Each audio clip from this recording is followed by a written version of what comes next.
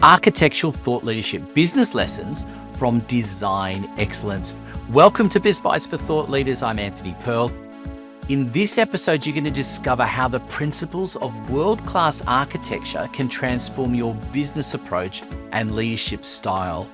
Kennon is an amazing expert in what he does, while he's currently also the CEO of Beyond Zero Dedicated Development Consultants, who are building zero carbon luxury eco resorts worldwide. He's won many awards for projects like Barclays North American headquarters, the Rodin Museum in Seoul. He's working all around the world. He's got some invaluable insights on team communication, vision execution, and blending technology with creativity, as well as the value of relationships, particularly with clients. This is an episode of Biz Bites you don't want to miss. Some really surprising insights from someone who has done some amazing things around the world. Sit back and enjoy this episode of Biz Bites for Thought Leaders.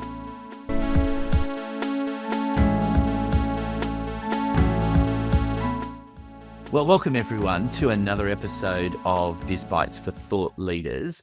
And I have a different kind of thought leader joining me today. I don't think we've actually had someone in the architect space on the program before, but there's a very good reason we're going to be exploring all of this today. So bear with us. But first of all, Kevin, welcome to the program. Thank you, Anthony. It's a real pleasure to be here. I enjoy talking to people all over the world. And, the great thing about these podcasts is it sort of brings you close to home.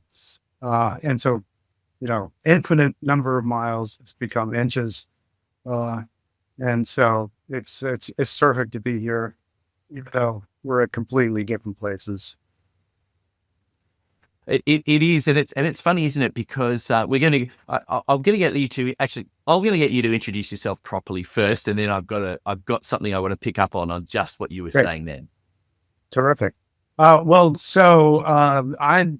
as you said, I'm an architect. I've been an architect for quite a while now, and I've had I'd say a pretty amazing career up until this point. You never know where it could go, but I've been blessed and having designed many buildings all over the world. I've traveled quite a great deal, and the reason, the thing that's sort of getting me going these days is my latest business, which is actually in real estate primarily, and I have a background in that as well. So it's specifically in the area of luxury hospitality. We're going to get into that in a moment, but the thing that I wanted to allude to when you're coming back was you just sort of casually dropped there about how nice it is with podcasting and being able to, go all over the world. And what's really interesting is, and I hadn't thought about it till you said it, is that, the great thing about podcasting is that people can be in a space together, but not together. You can create an illusion in some respects, and you can create a closeness in other respects. And I think that's something that's really, I guess, hadn't thought about it till then, very akin to what you try and do in architecture, isn't it? Absolutely. In a very physical way. Absolutely. When a lot of people, and just to be clarified even more, I'm a design architect, and that means we're the kind of point of the tip of the spear of any project. And most of my projects are large, complex, involving hundreds of millions, if not billions of dollars, and thousands of people. So it usually just starts just as we're doing right now with a conversation or with a client about what it is they're looking for, what kind of ideas they have, what their goals are. And I like to do a deep dive in that. So telling and hearing people's story and being able to amplify that story and turn that into physical reality from nothing, really just a conversation like we're having right now, is what I've been doing my whole career. Isn't that interesting? Because we do very different things. Podcasting is what I do, architecture is what you do, but yet there's a very common ground. It's that listening and extracting stories and trying to amplify, as you say, those stories, and you do it in a very physical way. The time period, of course, that from you getting from first meeting and extracting stories to actually implementing and being completed, I imagine is can be years in some cases. Almost always. Even for the smallest of projects, you'd be surprised at how long they take. To do them right. I mean, you could certainly do them in a fly-by-night kind of way, but that's not who I am, and that's not who my clients is. So tell me a little bit about the some of the things that you've been doing as far as architecture is concerned, because I know you've won many awards over the years, and many of the things that you've been involved with are high profile. Particularly, and I imagine not just New York but around the country, that you've done places that people would recognize or would be able to go past and have a look at. So tell me a little bit about some of those things that you've been involved with that you're perhaps most proud of. Well, it runs the gamut. I've been involved in museums, design, houses, skyscrapers. I like to say I've done everything from the tallest buildings in the world to the smallest bathrooms in the world, and everything in between. But in New York, all over Europe, Middle East, South America, not Australia, funny, but just about everywhere else. In Asia, I've done a lot. So having that kind of broad cultural perspective is also something that I feel is I've learned over the years and continue to be fascinated about. Is trying to understand the differences in culture and the context with where I put these buildings. Yeah, I think it's actually quite interesting, isn't it? Because culturally, there's a difference in how we use space and how we perceive the need for space, isn't it? It's and that can happen based on whether you're in the city or outside of the city, but also, the volume of the population in any given city and the expectations. You walk into an apartment in different parts of the world and they will feel quite different. Well, and they have different expectations depending on how they live. A lot of Asian sort of residential work involves multiple kitchens, different kitchens, as well as, open air kitchens and enclosed kitchens, depending on what it is they're cooking. Just as an example, also a difference in terms of the family structure, extended families versus nuclear families. So all of these factors, which, it's not unlike if you're doing any kind of strategic analysis for a business, understanding who your customers are. Our customers are both the client, but also the people who are going to occupy those spaces that we want. And that's a really interesting concept, because it's how do you actually get out of the way? And I ask this because, it's a common problem with a lot of businesses, right? Because you would come in firstly as an architect designer, where you can imagine certain things and there's a vision and there'd be stuff that you have always wanted to do and to try, and you think this would be the ideal space for it, mixed in with, okay, what is the vision that the client has, mixed in what is the end user going to have, and how do you actually balance those three very different audiences? Well, first of all, I'm an avid learner and an avid traveler. And so a lot of architects, when they travel, they go and look at architecture. I go and look at people. I like look at how they, what motivates them, how they communicate, how they interact in cities or in the country. And so, I like to say to my clients and anybody who wants to listen to me, that every project I start with a blank sheet of paper.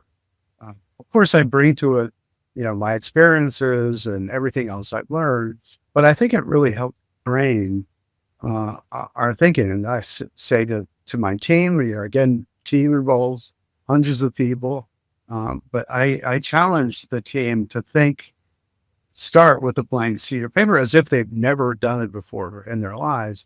And it yields incredible results because you're right from the very beginning, you're having to sort of not quite make it up as you go along, but you're challenged to sort of start from a place of humility, first of all, which I think is important, but also one of just candor.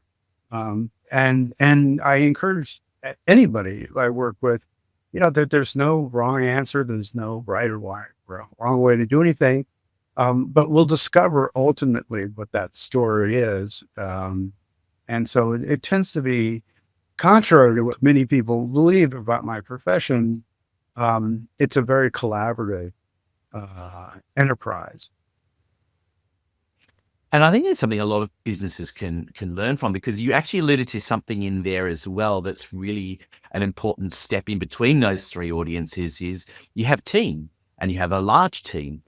So how do you actually convey a vision that is a shared vision initially between yourself and the client to a team who can then carry it forward? Because that's a typical problem in any business, is sharing a vision and actually carrying that vision through. Well, and just as there's, we start every project with a clean sheet of paper. We start every project exploring different ways in which we can tell that story and begin to shape that story. Sometimes it's sitting around sketching. Sometimes it's just sitting around and discussing. And usually it's a combination of multiple tools. And I've been an early adopter of using technology, advanced technology, to realize our ideas. So now, fortunately, we have the ability to quickly go from a sketch to almost reality, virtually within seconds. Whereas it used to take us days, if not weeks and months, to get anything close to being able to convey in a even semi-realistic manner, so that our clients can understand and get that feedback. So it's the world has changed dramatically, and now with AI, even more so. It's interesting, isn't it? Because that whole kind of adage of try before you buy scenario, which, you can take a car for a test drive. You can, there's lots of things that you can do. Sometimes there are samples that you can have for people's work if it's more of a service based. But when it comes to your profession, where there's, a significant investment and a significant period of time before that's imagined, being able to do that, allowing people to be in a virtual version of a space to fully understand it, is huge. And I imagine it helps, narrow down some of the problem areas that people might encounter. Yeah.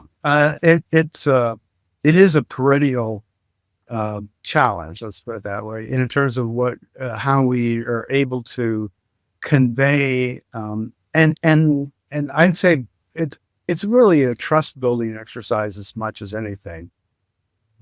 You know, sometimes our profession's a little bewildering to people. And I guess I've really dedicated most of my career to simplifying that and speaking in plain language so that anybody can understand. I really avoid jargon as much as possible. And just like anything, people understand in different ways. And it's my job to help them overcome those hurdles. And whatever tools I have available, fortunately, I have even more tools these days. It's time well spent, and because what we're trying to do here, as you said, there's a lot of risk involved, and I'm in the risk mitigating business. I want, before people pay enormous amounts of money in order to build something, I'd like to think that we have worked through most of the problems we're likely to encounter way ahead of time, through a kind of digital simulation or even just an emotional connection, so that there's confidence that we always run into problems. There's no job I've ever been involved with where there aren't going to be problems. What you want are the right people who can solve those problems in the right way and early enough in the process. So instead of costing millions of dollars, it might just cost thousands of dollars. Hey, we hope you're enjoying listening to the Biz Bites podcast. Have you ever thought about having your own podcast, one for your business, where your brilliance is exposed to the rest of the world? Well, come talk to us at Podcasts Done For You. That's what we're all about. We even offer a service where I'll anchor the program for you. So all you have to do is show up for a conversation. But don't worry about that.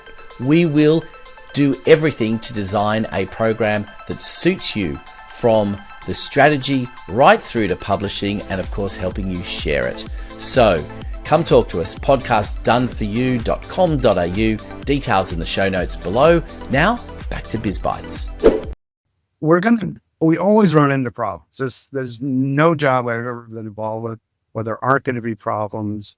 What you want are the right people who can solve those problems in the right way and early enough in the process.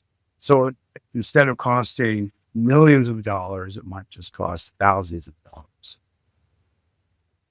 And I think that's the interesting thing too, isn't it? That I imagine that people that are working with you, that is as your clients, there are many of them that would have zero experience as far as, a building project is concerned. So understanding those little things. I mean, personally on a much smaller scale than what you build in, we're in the process of completing a house. And here's a fascinating little problem that we encountered. I love houses. I think houses are, they're really almost essential in what we do, because nothing is more, other than your marriage or your life partners, nothing is more intimate, if you think about it, than your house. And everybody has their own way they want to live, and it's my job to help you achieve that goal. And it's interesting too, because with the amount of tools that are available and the things that you can do, some of the little problems shouldn't occur. And I think that's one of the interesting little sidelight for us. We have a walk-in pantry, and we have shelves that were put into that pantry, but nobody thought about how you actually get the fridge, which is supposed to be in that pantry as well, in. And now we've got shelves and we've got a space for the fridge, but no way of actually getting the fridge in there.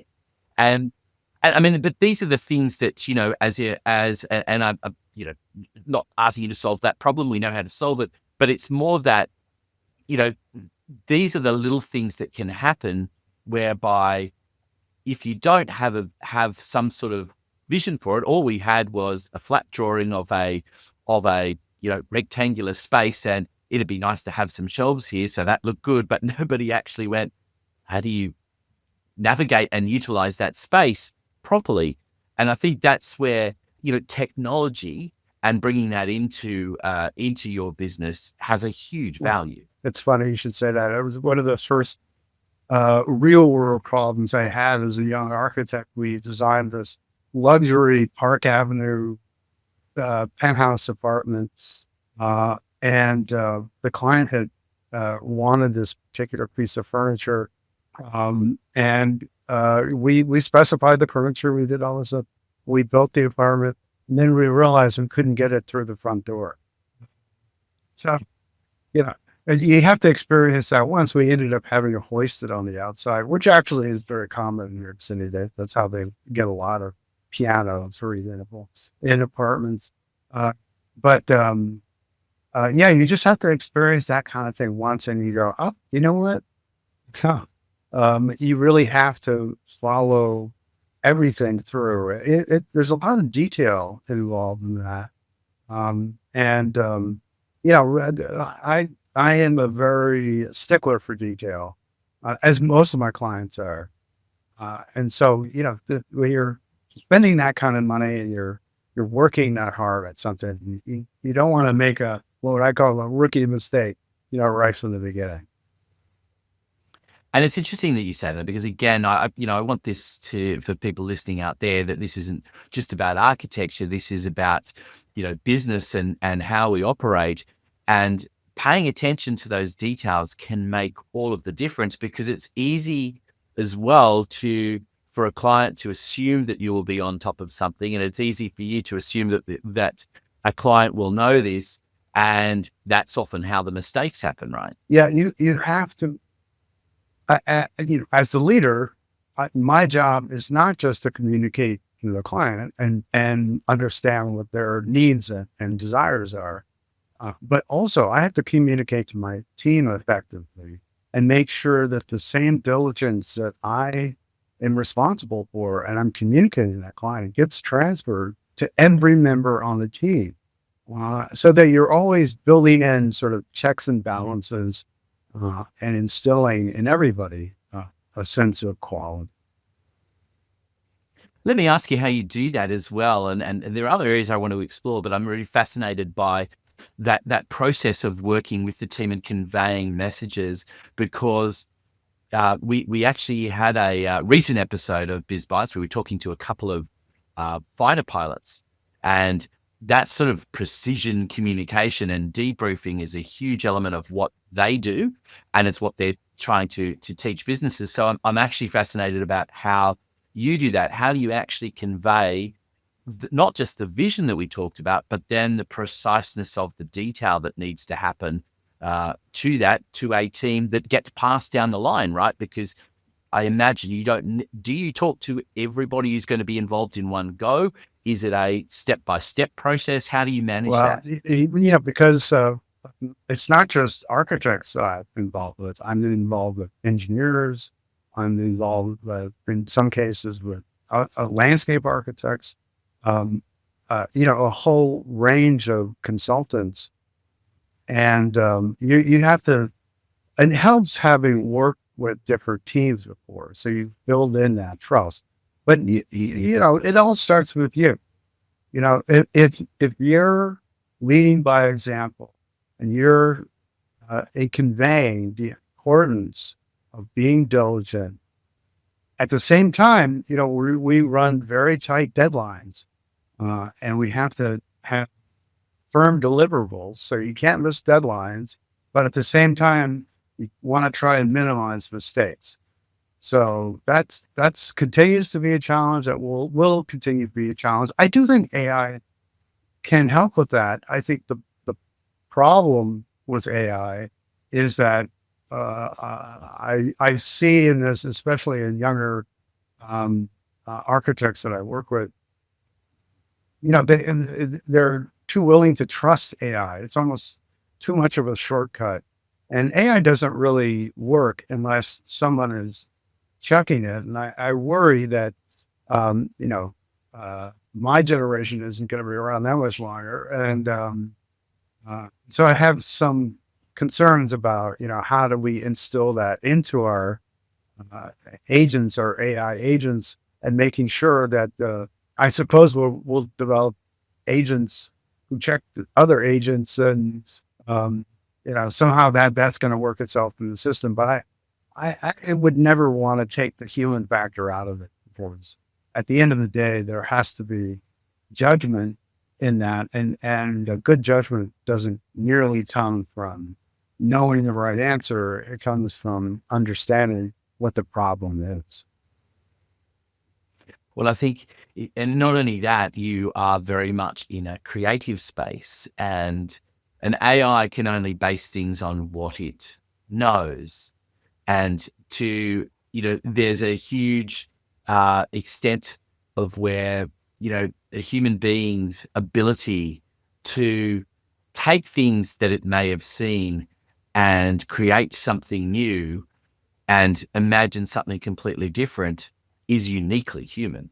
Yeah, the challenge that our profession has is that, like, even if I were to show you images of architects working in, say, the 1950s on these kinds of projects that I'm involved with, tends to be large, say, hotels or, around the world, you would see a sea of desks and people sort of drafting over the desk these sort of giant, drawings, maybe two or three people working on them drawing at once.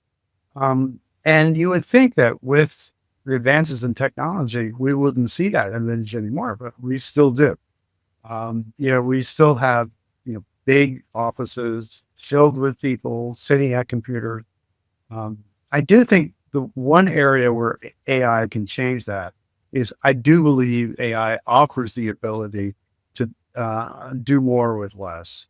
And that kind of efficiency, I think, is ultimately for the good of the industry and the good of these complex building projects that we're going to continue to have to do, especially if we're trying to also solve climate issues and as well as bridging this sort of vast cultural divide that still separates. I want to come back to the climate and sustainability part of things, but I just wanted to ask you as well, because I'm fascinated by this. I don't know what the psychology is, but I know certainly when I pick up a pen and I write something down, it has a different impact to me typing it. And particularly when I'm trying to be creative, often it needs the pen. There's something magic that happens with that. I don't know if it's the same in your profession, but how do you, now with the technology that you've got, is that, is it more now pen to trackpad than it is pen to paper in order to get that same impact? Because I gather that that's the thing, right? If we pick up a pen and you try and draw a straight line on your own, it can be reasonable, but it's not going to be as straight as using a ruler and marking that up. But the great thing about doing that just in simple applications, if you've got a electronic pen and you draw that straight line, it will straighten it for you. So is that process of using the technology in that way? Is that the second step? Is that where do you balance that from the old fashioned, as you were saying, scribbling on a bit of paper to, utilizing the technology and bringing that in? Well, that's a really great question. And I think it's sort of, I go back to the collaborative part of what we do. People, and this has become, well, let me put it this way.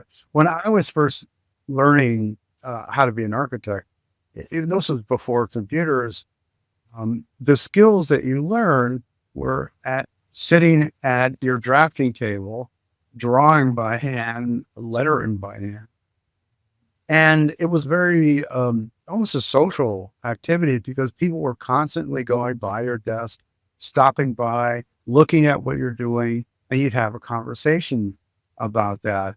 Increasingly, as we move towards computers, you had to formalize that into essentially gathering people within meeting spaces and projecting, either pinning drawings up or projecting digital images on a screen.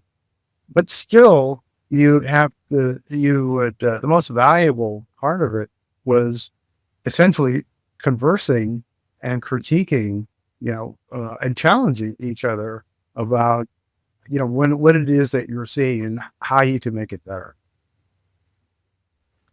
Yeah, it's I love how you're blending technology into what you're doing, and I think this is a perfect example for businesses where it is a blend. It's not taking over. There won't be a situation in the future where you can walk up to an AI and say, build me a house, and it'll design the house asking a few questions. It's not going to be the same. That's not something that I imagine is really a proper vision for what your profession. Well, this is where I say I'm a big advocate of the future of the AI, because one of the things I've been very concerned about within my profession is that we've kind of drifted to over specialization.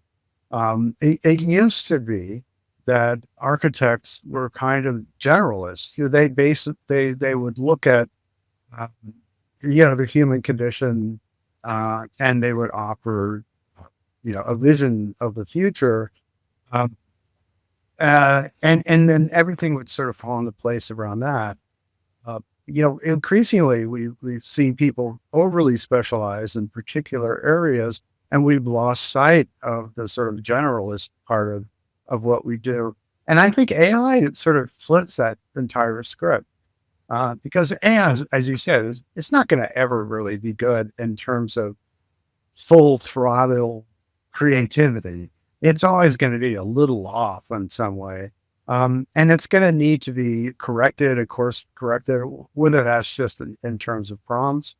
But I imagine you'll be able to essentially work with AI. And I'm using this AI a lot right now in terms of early envisioning of projects. But with highly critical eye that I've developed over years of a very successful career. Yeah, I imagine it's going to help problem solve when you've got the creativity, so that if you've sort of looking at and say, I want to do X, and you're not quite seeing how the solution might be, the AI might be able to draw upon its knowledge to help give you a solution to it, but it's solution to a creative problem that is the Yeah. differentiator. It will, but I think it's still going to be a sort of adjunct to human interaction, and because there's nothing wrong. I am concerned about how we're going to train architects. That's a whole nother, problem without some background in just sketching and collaborating the way that I was talking about. But I do think that the ability, as we're doing right now, to sort of shrink the world, and AI is going to help accelerate that. Where I can have, and I do this right now. I have people working all over the place on projects.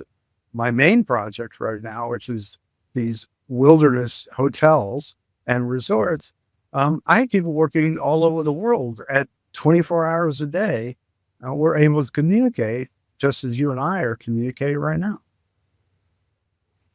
I want to talk about that because you said in the beginning you started off, architecture, but now it's pivoting a little bit more in the business. So tell me a little bit more about that process of pivoting and what that focus is now. Well,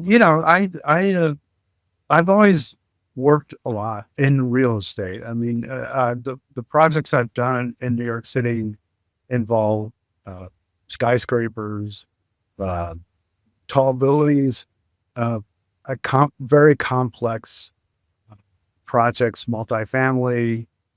Some of them are what we call adaptive reuse, taking existing older buildings and transforming them into something new. Um, and yeah, that process is essentially it requires a certain ability to kind of, I hate to use this term, but I'll use it here because it's kind of thinking outside of the box, um, and then trying to find ways to get other people to respond to that. And sometimes it happens, like that. It's highly creative sort of spark. Sometimes you have to really go through many, many different steps and many iterations before you get the right answer. Yeah, it's and bringing that into a new way of thinking as well. I think when you start talking about sustainability and climate change, there's a degree to which there's a communal acceptance of these things, but there's a whole difference in actually wanting to implement. Yeah. And what the consequences of doing that are in terms of it's often more costly. It's often compromising a little bit on what you can and can't do, whether it's for financial reasons or because from a sustainability point of view, it's better if you do this, whereas visually you might have preferred to do that. So how do you actually balance that out for yourself and for your Well, clients? I'm also very practical too. So, and I have a history of trying to understand what my client's budget is, what their pain points are in terms of their business, and how I can accelerate that. And sometimes it means spending a little more, and sometimes it means, just we have to, adjust our thinking in order to fit the budget. But yeah, I don't think I find that the sort of conversations about architects not caring about how much things cost, um, you're not dealing with the right architects, because if you don't understand the business side of what we do, you're not really fully engaging all aspects of what is a very, very costly. Yeah, I mean, I think that's the interesting thing, isn't it, about the space that you're in? It is extremely costly when you start talking about larger scale buildings. But it's all relative, isn't it? I mean, even when you're building a house and it's for that is a relatively large expense for an individual. So it's keeping that in mind and reining in what you might want to do and what you can do. That's an interesting challenge. Yeah, it is. I think, unfortunately, there have been, we've inherited, our sort of legal process is developed over years and years. It's kind of almost a 19th century model of how we go about from design to construction. And that's another aspect that I see starting to change, where, I like and the best projects I've worked on is, the contractor doesn't show up in the middle of the project. They're at the beginning, because those are the guys who have their ear to the ground. They understand the kind of minute arbitrage of prices, and better than I do. Where the best suppliers, what the best manufacturers, what the best materials are. So having their input early on in the process is key. It's key to the creativity. The one thing I don't like having to do is you got everybody excited. We're all about this idea. We love this design. You bring the contractor in, towards the end of after you've done all the hard work, and they come back and they go, you're, 25% or 50% or 100% over budget. And then you have to sort of kind of readjust. It's far better to say, okay, this is what we're doing. These are our limitations, understanding what those limits are, and then trying to be creative within those limits. To me, that's kind of what it's about. Talk to me a little bit about the niche that you've gotten into and how that came about, because it is, again, a common business idea that everyone wants you to niche a little bit further for good reasons. So how did you find this niche, and how is it, how's that playing out for you? Without giving too much away, I can't, name names, but during, I think it was actually right before the pandemic, I got called in, as I often do, on a project. In this case, it was in the Middle East, huge hotel and resort in the middle of the desert, and absolutely beautiful location, pristine. If you've ever been to the U.S., it's a lot like northern Arizona or southern Utah. These incredible sandstone formations and mountains with flat tops, mesas, and one of the most absolutely gorgeous mountain flat tops that they wanted, the client wanted to put in a huge hotel. So, to the point where it was just going to be dominate everything. And I remember I they brought me in, they wanted to know what I thought. And I said, well, I think your hotel is too big, for the site, which they did not like. And so needless to say, I wasn't on that project very long, but I did like the idea.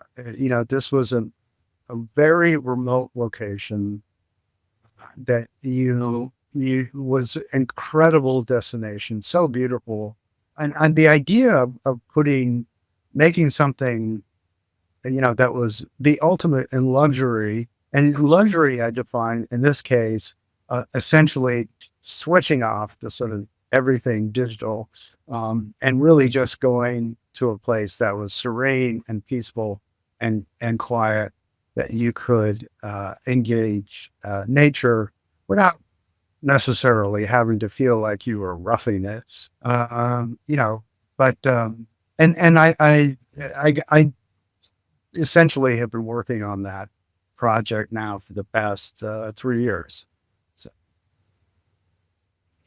And I think that's an interesting one, isn't it? It's how the journey of being in business, and it takes you somewhere that fascinates you, and that ability then utilize that and start to specialize in that space. And I mean, how do you it's one thing to have the passion for it, but how do you actually find the right buyers for it? How do you actually find the right people that this is something that is a priority for Well, them? it's fortunately there are examples of these types of hotels. I think what's interesting is that having now looked at them and understanding the business models, there are problems with many of them, and those are the precise problems that I've sort of looked at, that essentially becomes our differentiator.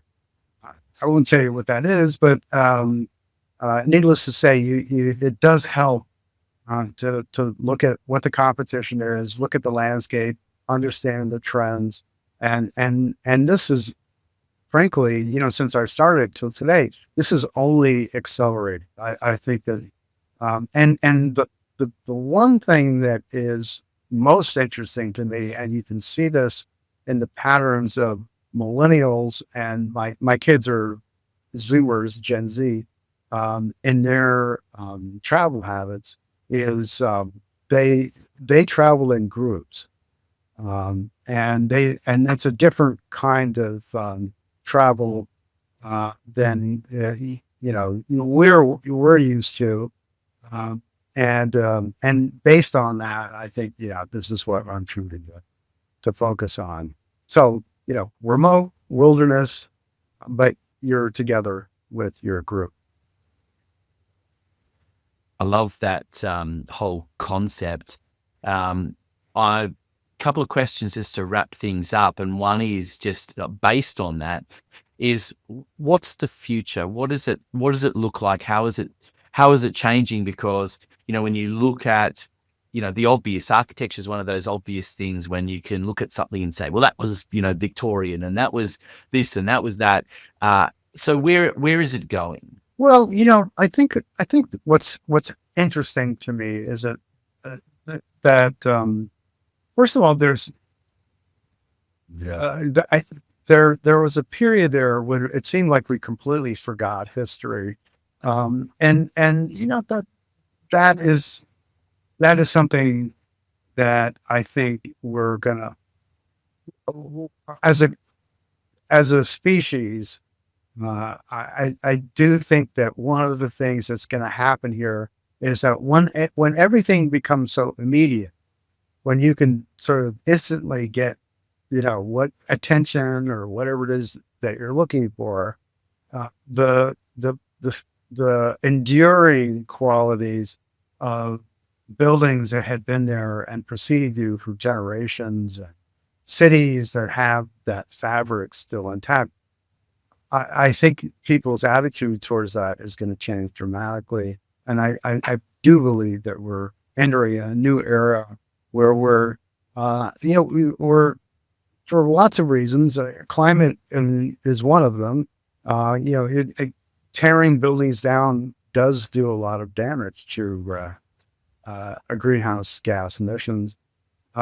And so, this adaptive reuse kind of mentality of taking old buildings and repurposing them, whether they're even, I mean, in New York, we've just opened up the floodgates here with set buildings that were office buildings that were designed in the 60s and 70s.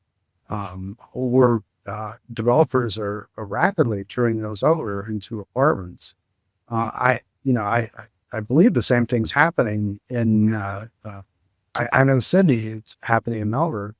Where you've got this building stock already, and what do you do with it if nobody wants to work there anymore? Turn them into what people need, which is housing. I love that, the repurposing thing. It casts me back a little bit earlier on. The first apartment that I bought was a squash court before. And now they converted the squash courts into apartments. But people are thinking out there going, isn't that small? And you go, no, actually a squash court is it's about 64, 65 square meters, which is, and it's, obviously height wise, they're able to put extra floors in, but from a space point of view, it was actually quite a large apartment. I do have to tell you that when I first moved in there and I had a party for all of my friends to come along, they all thought it was quite amusing to bring the Gatorade along and to come dressed in squash gear. So, yeah. But I just to wrap things up, we could talk for a long time because it's such a fascinating space. But the question that I like to ask all of my guests is, what's the aha moment that clients have when they start coming to work with you that you wish more people knew they were going to have in advance? A lot of fun to work with. I focus on people, and I'm fascinated by people's stories, and so but if you're going to spend that kind of money and that kind of time, it's a great deal of time. Work with people you like work. I mean, it really boils down to that at the end of the day. I mean, ideally, they're qualified to do the job, but, so much is lost when you don't have that sort of rapport, that kind of communication. It's who wants to spend, and it's going to be a painful experience. I never sugarcoat this. You're probably experienced that in some level right now at your house. It always is painful, but if you have the right people behind, it takes a little bit of that pain away. At the end of the day, you look back on it and say, that was kind of a, interesting thing to do, and hopefully it turns out even better than you imagined.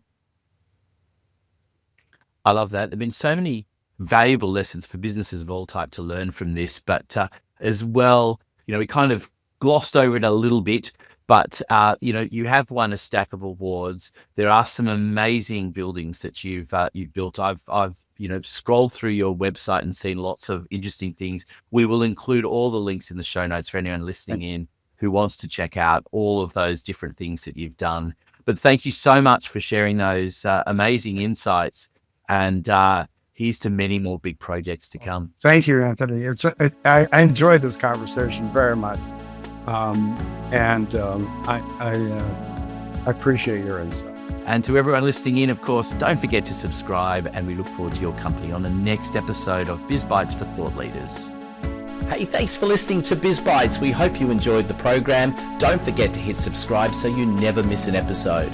Biz Bites is proudly brought to you by Podcasts Done For You, the service where we will deliver a podcast for you and expose your brilliance to the world.